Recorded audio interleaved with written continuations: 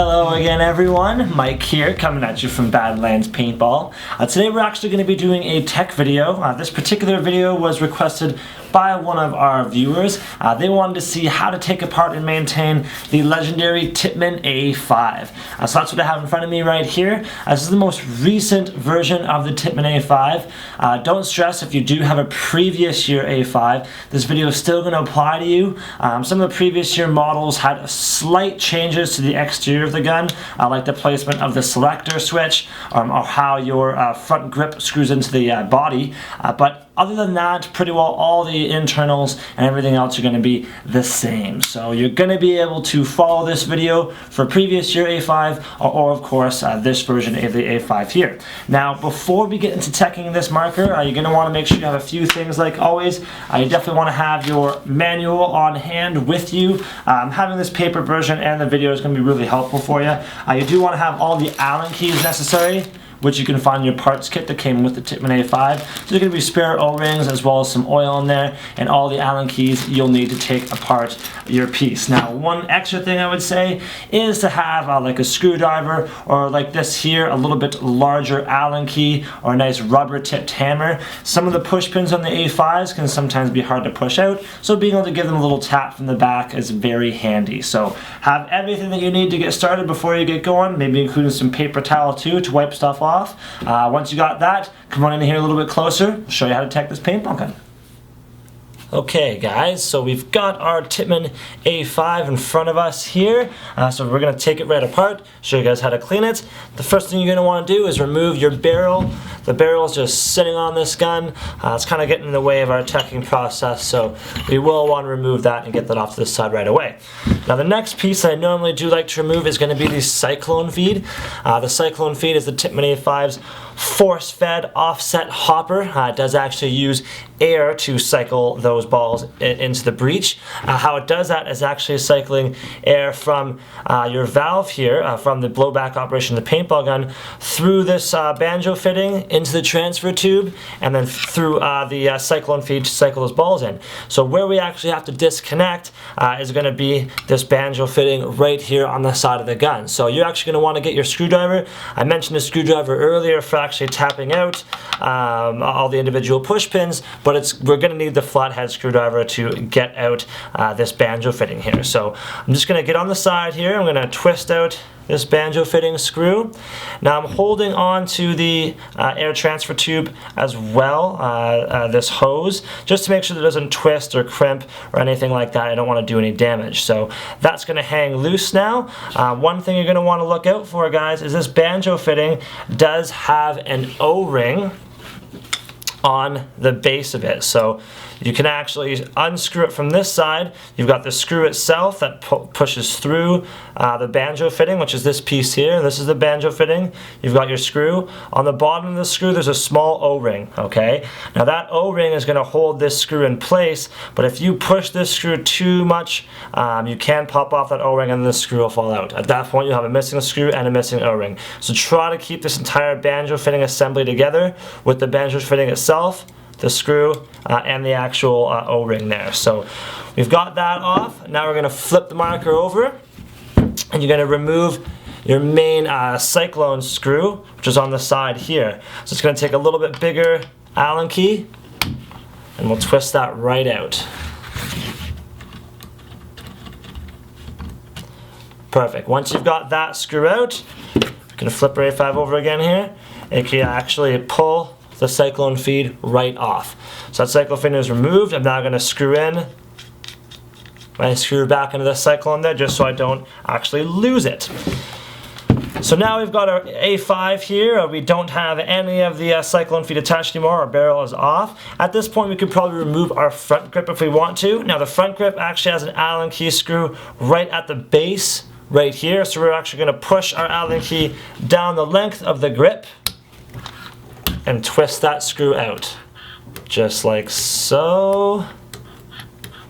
Alright, once that's loose enough, you just have to remove one Allen key at the front here, the bottom front screw,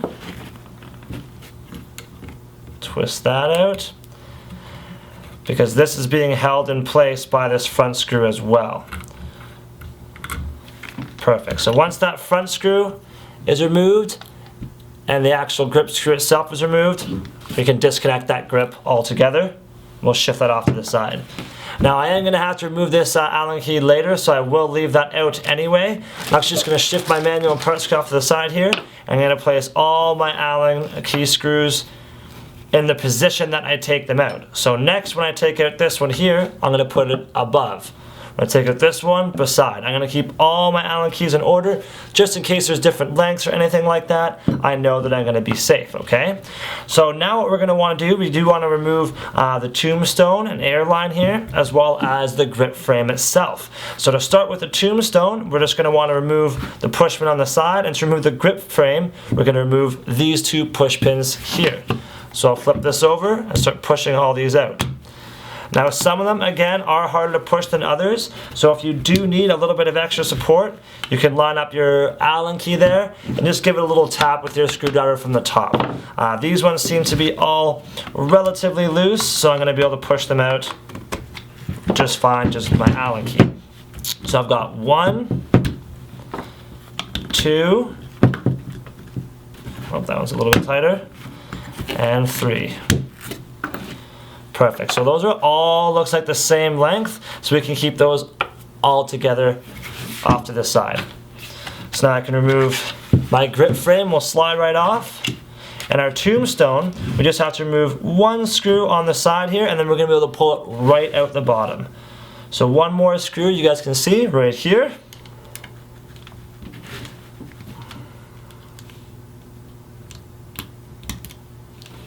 Twist this out. Perfect. So now that screw's a little bit loosened up, it's allowed us to actually shift this tombstone right out. Now, if you do have your Allen keys loose enough, now of course you always want to hand tighten them to make sure that everything's really secure, but you don't have to absolutely reef on it. That screw was tight enough that this tombstone wasn't coming out, and it should just be able to slide in and out with the release of that push pin. So make sure you don't over tighten your screws, guys. But now that we've got that screw loosened and we have this push pin out, we can remove that tombstone and our grip frame and shift these right off to the side. Now, you're not, generally speaking, going to have to do any tech work on these individual pieces. You can replace your braided line if you want to by unscrewing it here and on the actual tombstone itself. And you can maintain your trigger frame as well by removing your safety, and you can actually pull out the entire trigger assembly. So there are internal springs in here which may need to be replaced, both the sear spring and the actual trigger return spring. But you'll want to watch out because this is just clamped together. There's actually no screws or anything holding this together, just these little push pins here. So you want to try to keep everything secure, because if you do open this up and you lose some pieces, it can be slightly difficult to get back together. So unless you have to replace a piece in here that's broken, keep your entire trigger assembly together. So I can slide that right back in. I'm going to reinstall my safety, just like so. So I can shift that right off to the side. So now all we've got left is our actual frame itself here with the internals. I'm actually going to pop this rear top push pin right here. I'll put that with the others. It is also the same length, so we can keep all those together. Now I'm going to take off my back plate. You've got your rammer spring and your spring pin. Want to keep those together. Watch out, guys, sometimes your back plate can pop off just from the spring tension here, and this is going to come flying out. So that's going to be a major factor.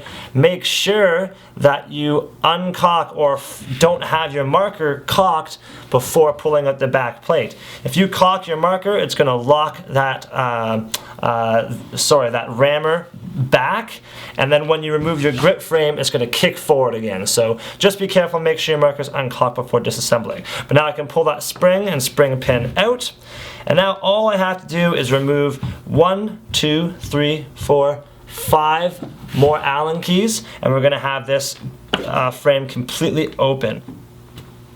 Alright, last one. Twist that out and we're good to go. Now I've placed these screws in the same position that I pulled them out. That way I just know that I'm not missing any for sure. Now we could actually pull out our rear sight here. That'll pop out. And we can remove our front sight as well. Shift those off to the side. Alright everyone, so now that we have our sights removed, we can actually just open this thing right up. So you want to be very gentle, just that nothing goes terribly out of place. One piece that will pop out a lot is going to be your caulking handle here, as well as its spring. Those you will want to watch out for, make sure nothing goes flying. They'll actually sit just like so across the top when you're all done, but for now we're going to move those off to the side. One piece that fell out there is going to be our nut for attaching our front grip. So the front grip will attach right here, and that nut actually sits like so to screw into. So we'll shift that off to the side as well. Alright, now on the front we do have our barrel adapter. You could actually likely leave that in place if you wanted to, but sometimes it might have some dirt or grime in it, dirt all in the threading itself, so it's nice to be able to pull that out, stick it underneath the sink, wash it all down. The next piece that we have in here is going to be our linkage arm, which is right here. So our linkage arm is connecting our front bolt to our rear hammer. This doesn't particularly need any cleaning, but you can always give it a wipe down. Next we've got our front bolt itself. Now the front bolt is where you're going to have a majority of your paint and debris on, more than likely. It does have an O-ring on the very front that will require oil, so make sure you oil this and wipe down the entire bolt. Make sure it's nice and clean and smooth and ready to rock and roll. The next piece is going to be our rammer itself, and the internals of your rammer there that actually do separate. This doesn't actually require any sort of cleaning itself, but the rammer here will. You will want to make sure you re-oil your O-ring on the front of the rammer and wipe down any dirt or debris that's on the inside of it. Now you do have your valve right here. There is an internal O-ring in this valve, and that's what you're going to want to oil. So you can just squirt a few droplets of oil in that valve. Make sure that O-ring is nice and moist and good to go. And then you have your ball detent on the front here too. So this ball detent can sometimes get beat up, bent out of shape, broken. If any of that happens, you are going to want to replace it. This is actually what holds your ball in the breech and keeps it from rolling down the barrel. So if you don't have a detent, or if you have a damaged detent, you might actually end up double feeding your paintball gun, and that's not good. So you will want to take that out and clean it as well. Now that we have everything open and our clamshells are empty, this is going to be a good opportunity to wipe down the inside of your clamshell where all of your moving parts go. So across the front here, where your bolt moves, as well as across the rear where your rammer is going to move. You're going to want to clean that area up and make sure there's no dirt or debris in there. Now you don't have to oil this area. You certainly can if you want to, but you don't have to. The oil on your O-rings is going to suffice to make sure that everything's sliding smoothly. In fact, if you add too much oil to this whole system, it can attract a little bit more dirt, debris, all that jazz, and slow things down. So it's going to be a measured amount of oil specifically on the O-rings themselves. So now that everything is clean, we've got everything wiped out, let's put it all back together properly. So the first thing I'll reattach is going to be our detent. So the detent can go right up front here. The ramp is going to be facing the end of the barrel. So almost like I could come along in here on my bike and boom, go jumping off the ramp out the end of the barrel. So you're going to want to make sure that that's facing the correct way. Make major note of that, okay? Next thing we're going to slide in here is going to be our valve assembly. So you can tell which way it's going to go, where this long screw here, that's going to be your velocity adjuster. That's going to line up with the hole for the velocity adjustment on the side of the gun. Your tombstone opening should also be facing down. So we'll put that in place, just like so. Next, we can bring in our front bolt. Now you might have to get it around the detent there. If your detent pops out like it just did on me, just slide it right back in after you have your bolt installed. So your bolt's in there. Now we can bring in our rammer. Make sure you bring in its insert as well. I'm going to stick that in there. Our barrel adapter can slide right into the front. You might have to wiggle it in there. It's probably not going to sit perfectly flush for you until you tighten down everything. So don't stress about it getting really, really flush in there. Just make sure it's sitting properly. Now we're going to want to reinstall our linkage arm. So at this point, we're going to want to shift both the bolt and the rammer so both their holes are facing the same way. I can insert my linkage arm to the front bolt, then insert it into the back rammer, and then I can twist everything, shift it right back up again. So this linkage arm is going to have to be facing the top of the gun. It can't be shifted to the side, and well, that's going to be pretty clear when you try to clamp everything down, but just make sure that linkage arm is facing perfectly up. Now we can reinstall our nut into the bottom. That spring can actually go in afterwards, but you can slide that in there if you want to, your rammer spring and rammer pin, but we'll leave that out for now. We're just going to shift everything forward here again. Alright, so the hardest part of reinstalling your second half of your clamshell here is making sure that your cocking handle here is in the correct spot. So the issue with the cocking handle is that the spring itself and the handle together are longer than the space that they're supposed to fit in. So what you're going to do as a tip, you're going to actually flush the spring up against the base wall here that it's supposed to sit in, and just leave the front a little bit loose. That way, as I bring in my clamshell here, I'm actually going to have it shifted slightly forward. And when I get tight and I get close to the base, I'm going to quickly shift everything back and get that cocking handle in place. So at that point, I know that my spring is solid at the back here, and now I'm good to go. So I've got that on there now. At this point, you can pop in your rear sight, holding everything together. Perfect, cocking handle still good. Now I'm going to have to retighten all my screws. I'm going to start at the front because the front is where we actually have to clamp everything down. Clamp our barrel adapter, I should say, down. So we'll definitely start with that. I'll twist that in there. Good, it's catching. Don't tighten it down all the way. Switch to your front top screw. Good, I've caught thread on there. Tighten that down a little bit. Now you're going to shift to your two back screws. So you're going to want to move around. You don't want to tighten any one screw too tight at one time. Perfect. And back top screw. Now my front top screw actually got a little bit ahead of myself. I'm going to want to twist that out. And I have to reinstall my front sight first. Okay, so make sure your front sight slides in there. Then you can reinstall your front screw. And at this point, because our two back screws are tightened down, we can completely tighten down this front screw, giving us a secure grip on our barrel adapter. Now again, guys, all these Allen keys are going to be hand tightened. You don't have to go crazy Hulk on this paintball gun, okay? Just hand tighten them, make sure that they're nice and secure. So hand tighten this bottom one. Perfect. At this point, I can reinstall these two side screws as well. Now before though I tighten those up, I am going to shift in my tombstone here and slide that into place. Now I'll tighten these down. 1 and 2. And then after those two are tightened down, I can reinstall my tombstone pin, my tombstone push pin. So I'm going to go right into the side of the marker, just like that. Now slide your grip frame up into place, like so. You can install the front grip screw.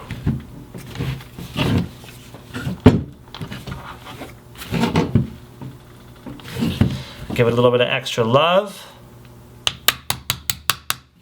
Perfect. Now you're going to want to slide your rammer spring and pin into the back of your gun.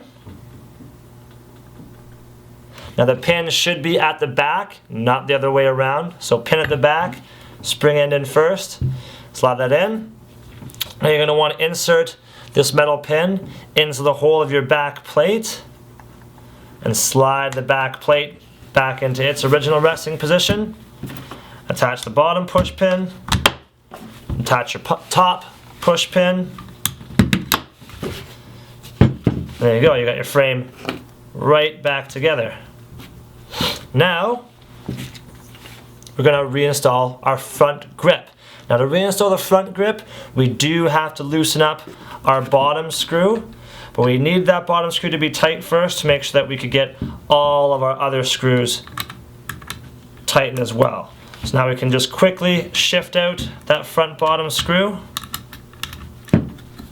push it out from the back side, reinstall our front grip, and reinstall that front screw.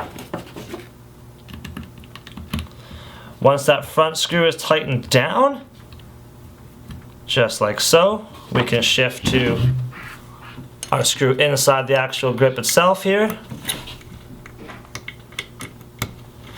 Tighten that down as well. Now we're going to reinstall our cyclone feed. So the cyclone feed sits just on the side of the marker, like so.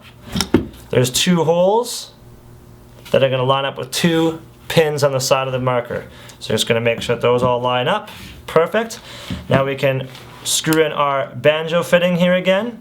Now once again, I'm going to use my flathead screwdriver. I'm going to start to twist this banjo fitting in. But one thing you will want to do again is just hold that air transfer hose. Make sure it doesn't shift or anything like that. As you start to get this tight, it will want to turn the entire hose and fitting itself, but get it tight without actually twisting or crimping your hose, okay? Now if that's installed, I'm going to want to make sure my cyclone feed is secure there, and I'll attach my screw onto this side as well. And once that screw is tightened down, you can give our marker a cock, fire. Perfect, everything's cycling properly. We can reinstall our barrel, and we're going to be good to go. Alright guys and girls, so at this point your Tippmann A5 should be right back together. Everything should be nice and clean and tidy in there. It means your paintball gun is going to be running all too smooth. It's just going to be that much more accurate, that much more effective. Now if you do have any more questions about how on earth to check this Tippmann A5, if there's anything I didn't cover, definitely feel free to come into any of our 9 locations across Canada, okay? We do have a ton of experienced paintball players in those stores, and I'm assuming a lot of them have used the Tippmann A5 before, and they're all going to know how to take it apart and be able to give you tips. Now if you can't make it into any of our stores and you do want to see this Tippmann A5 online, you can check us out at www.badlandspaintball.com to view the actual item itself. Now if you have questions about teching and you can't get into the stores, definitely feel free to shoot us a message on our Facebook or Twitter pages. The Facebook page especially is just a great place to get your questions out there, kind of talk to the community itself, you know, just love and talk about paintball in general. Now you are already on our YouTube channel. If you're watching this video, make sure to give a like down there in the corner if you appreciated it. Now what we want to hear from you guys though are comments. Again, if you have more questions about this gun, if there's any other guns that you want to see teched, if there's anything that you want to see in general, put it up on there. We'll do our best to get it out to you, okay? So we do want to hear from you guys. We do want to know what you're thinking. All in all though, like I always say, most important thing that you have to do is get something like this Tippmann A5 in your hands, get on out there and play some paintball, guys. I'll see you soon.